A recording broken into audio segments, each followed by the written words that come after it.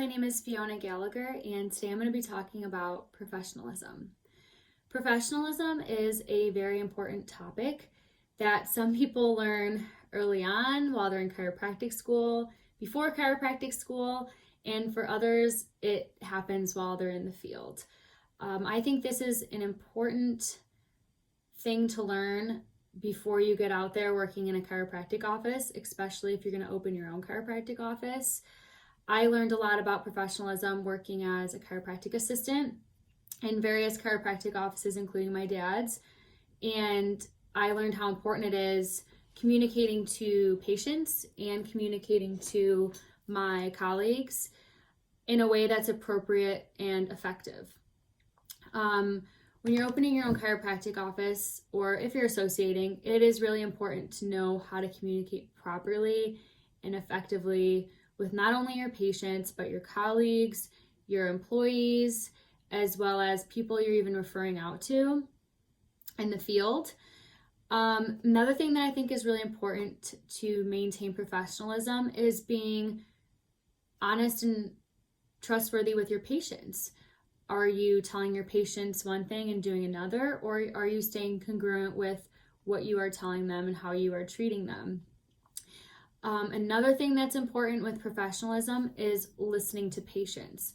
Are you actively listening when a patient is telling you how they're feeling and what they're going through, or are you feeling really rushed and you need to get into your next room to see the next patient? These are things that patients pay attention to. Colleagues and employees pay attention to this.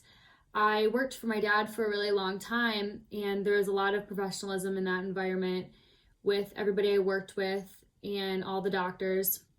And when I moved to Georgia for chiropractic school, I worked for another chiropractor, and his office was more of like a mom or pop style office where everybody was kind of like family. And I think that's great to treat your staff and employees like family, but also know that there is a fine line that you don't want to cross. And I kind of saw a little bit of both, and I was learning what I liked, what I didn't like, how I want to talk to my employees one day, my colleagues and patients versus how I see other people doing it. And I kind of just learned by watching what others did and being in different professional environments. And I think that's a great way for students to learn is by shadowing offices. You know, you'll see offices that aren't really that professional. You know, living in Georgia, I've seen a handful of offices that I wasn't really impressed with.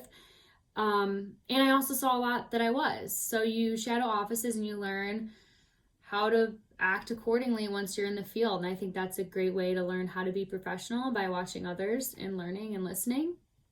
Some tools I've learned through my educational process have included a class I took in undergrad a few quarters ago.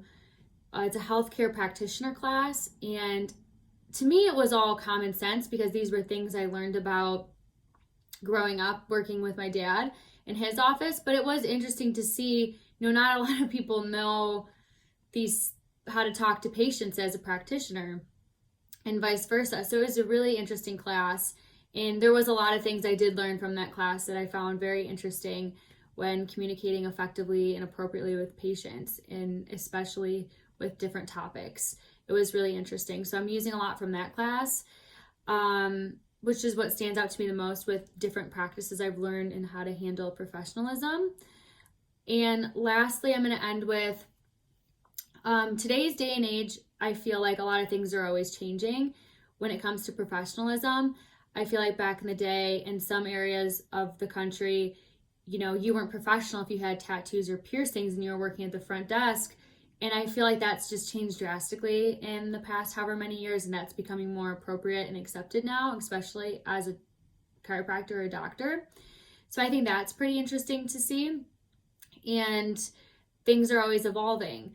So I think now it doesn't really matter. It used to matter what you were wearing. You know, are you wearing a button up and dress clothes, or are you wearing scrubs or sweats?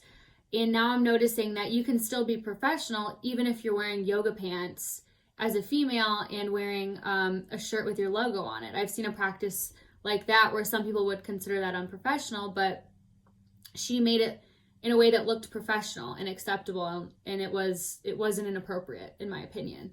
So I think things are changing in that sense, and it's more about how you carry yourself as a professional based off of how you look to a certain degree. It's more of who you are as a person, how you communicate with people, and how you carry yourself. And that's it. Thank you.